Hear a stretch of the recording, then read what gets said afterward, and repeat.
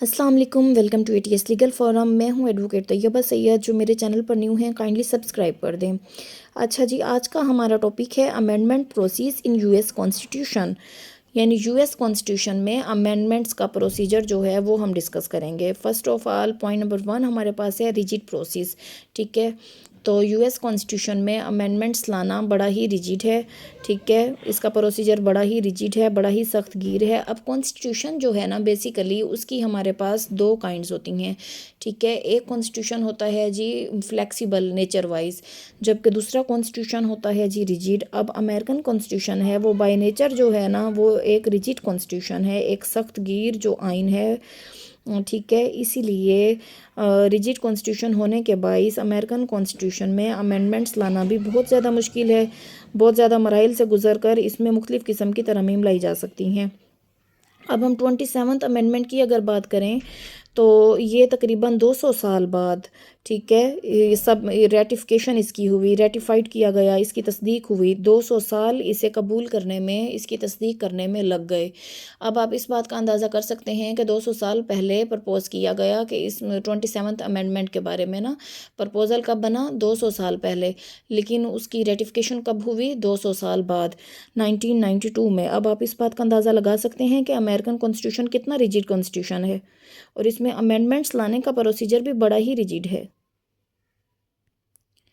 Article 5 of US constitution, अगर हम US constitution के आर्टिकल नंबर 5 की बात करते हैं तो आर्टिकल नंबर 5 जो है वो डिज़ाइन किया गया है, बनाया गया है। ठीक है, उसमें हमें आउटलाइन कॉन्स्टिट्यूशन की जो है ना आर्टिकल 5 की वो अमेंडमेंट्स लाने के बारे में ही बनाया गया है। ठीक है, कि कौन से प्रोसीजर को अडोप्ट कर कर किस तरीक़ाकार को हम अपना कर यूएस कॉन्स्टिट्यूशन में अमेंडमेंट्स ला सकते हैं। ठीक है, तो आर्टिकल 5 जो है वो बड़ा ही लेंथी है। ठीक है, तो उसे हम एज इट इज़ तो एक्सप्लेन नहीं कर सकते पेपर में, तो इसलिए मैंने उसके लिए कुछ पॉइंट्स बना दिए हैं। ये आर्टिकल 5 के कुछ पॉइंट्स हैं, हम हेडिंग की शक्ल में हम इन्हें याद करेंगे। ठीक है, उसके बाद इसे आपने पेपर में अटैम्प्ट करना है। एज इट इज़ तो आप आर्टिकल 5 याद कर कर नहीं लिख सकते हैं। अच्छा जी, अब हम देखते हैं कि अमेंडमेंट प्रोसेस कौन सा है आर्टिकल 5 को इस्तेमाल करते हुए। आर्टिकल 5 हमें कौन सा अमेंडमेंट प्रोसेस बताता है कि किस तरीक़ाकार से यूएस कॉन्स्टिट्यूशन में अमेंडमेंट्स लाई जा सकती हैं। ठीक है, ये एक्सप्लेन हमें कौन कर रहा है, आर्टिकल 5। तो हमारे पास टू स्टेजेस हैं। फर्स्ट है जी, फर्स्ट स्टेज में प्रपोजल स्टेज, सेकंड स्टेज में क्या है जी, रेटिफिकेशन स्टेज। अब हम प्रपोजल स्टेज की बात करेंगे। ठीक है, कि अमेंडमेंट्स को प्रपोज किस तरह से किया जा सकता है। तो इसके भी क्या हैं जी, अमेंडमेंट प्रपोज करने के दो तरीक़ाकार हैं, दो तरीके से प्रोसीड की जा सकती हैं अमेंडमेंट्स। किसी भी अमेंडमेंट को लाने के लिए ये दो तरीक़ाकार इस्तेमाल किए जा सकते हैं। ठीक है, कांग्रेशनल प्रपोजल। देखें जी, अमेरिकन कॉन्स्टिट्यूशन में तरमीम लाने के लिए, अमेंडमेंट लाने के लिए 2/3 मेजॉरिटी जो है दोनों ईवानों की, ठीक है, उसकी जो मंजूरी है वो ज़रूरी है। यानी 2/3 जो है मेजॉरिटी, यानी हाउस ऑफ रिप्रेजेंटेटिव और सेनेट, उनका एक मुश्तरका करारदाद मंजूर कर सकते हैं। ठीक है,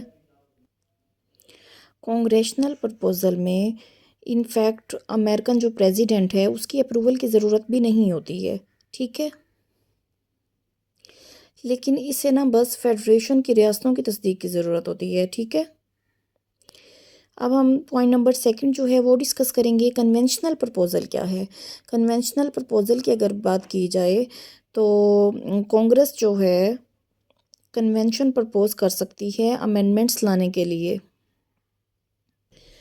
अब कांग्रेस कौन है, कांग्रेस हाउस है। ठीक है, जिसके दो चैम्बर्स हैं, हाउस ऑफ रिप्रेजेंटेटिव और सेनेट।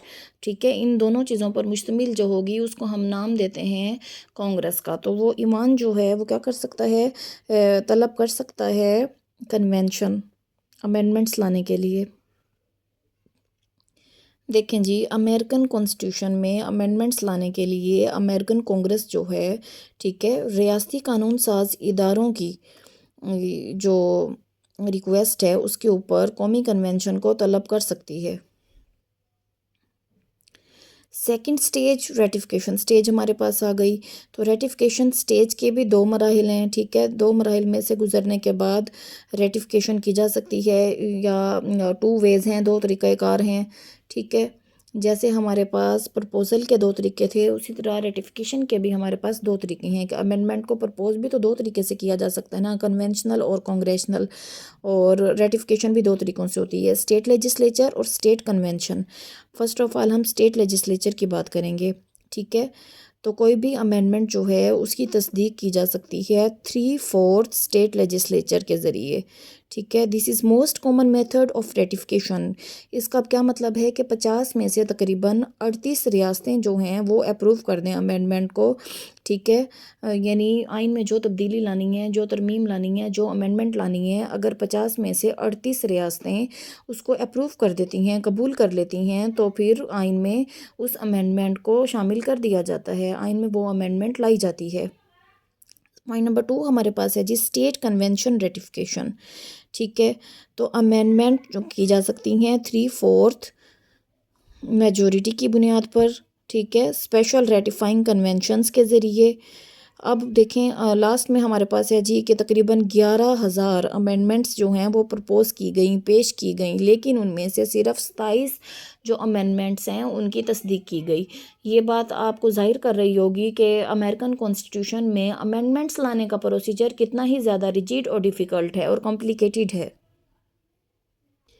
कि 11,000 अमेंडमेंट्स में से सिर्फ 27 जो हैं वो अप्रूव हुई, वो उनकी रेटिफिकेशन हुई, उनकी तस्दीक की गई, ठीक है। अच्छा जी, कुछ ज्यूरिस्ट जो हैं, लॉ एक्सपर्ट जो हैं, उन्होंने क्रिटिसिज्म भी किया है, तनकीद भी की है, ठीक है। उन्होंने ना अमेरिकन कॉन्स्टिट्यूशन के अमेंडमेंट प्रोसीजर पर कुछ पॉइंट्स पर तनकीद की है। अब वो कौन से पॉइंट्स हैं जी? ये क्या है? स्लो प्रोसीजर है, प्रेजेंस ऑफ रिपील्ड पार्ट्स है, ठीक है, नॉन पार्टिसिपेशन ऑफ पीपल है, डोमिनेशन ऑफ स्टेट्स है। तो फर्स्ट ऑफ ऑल हम बात करेंगे स्लो प्रोसीजर, ठीक है। कुछ लॉ एक्सपर्ट्स जिनका नज़रिया ये है कि वक्त जो है वो जदीद आ चुका है, ठीक है। तो मॉडर्निटी जो है हर बंदा अडॉप्ट कर रहा है, इवन के हमारे खाने पीने में, रिहाइश में, ठीक है, पहनावे में, यानी लिबास में हर किस्म की तब्दीलियाँ आती जा रही हैं ना। लेकिन तो वक्त की बदलती हुई तकाज़ों को पूरा करने के लिए अमेरिकन कॉन्स्टिट्यूशन जो है वो बड़ा ही पीछे रह गया है, ठीक है।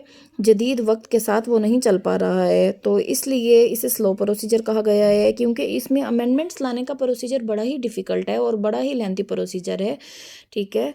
तो इसीलिए इसे स्लो प्रोसीजर कहा गया है कि वक्त के साथ जो लोगों की नीड्स हैं, ज़रूरियात हैं, वो बदल रही हैं, लेकिन वो अमेरिकन कॉन्स्टिट्यूशन उन्हें फुलफ़िल नहीं कर पा रहा। सेकंड हमारे पास है जी प्रेजेंस ऑफ रिपील्ड पार्ट्स, ठीक है।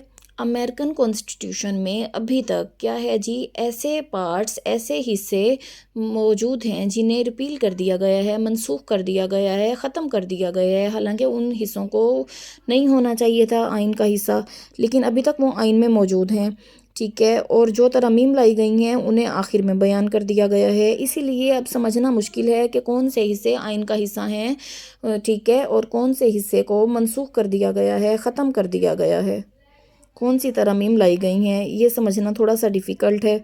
ये इसके नेगेटिव पहलू हैं, ठीक है ना, अमेरिकन कॉन्स्टिट्यूशन के।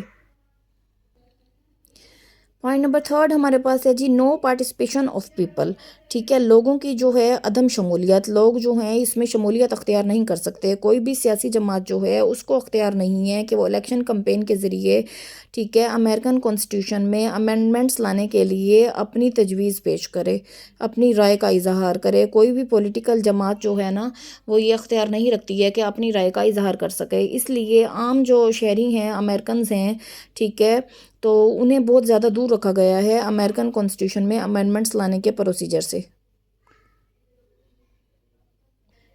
इसीलिए आम शहरियों को पता ही नहीं है, ठीक है, कि अमेरिकन कॉन्स्टिट्यूशन में कौन सी तब्दीलियाँ आई हैं, कौन सी नहीं आई हैं, कौन सी तब्दीलियाँ लाई जाएंगी वगैरह वगैरह। वो अपनी राय का इजहार नहीं कर सकते। पॉलिटिकल लीडर जो हैं उन्हें कोई अख्तियार नहीं है, किसी पॉलिटिकल पार्टी को कोई अख्तियार नहीं है, ठीक है, कि वो आइन की तब्दीली में हिस्सा ले।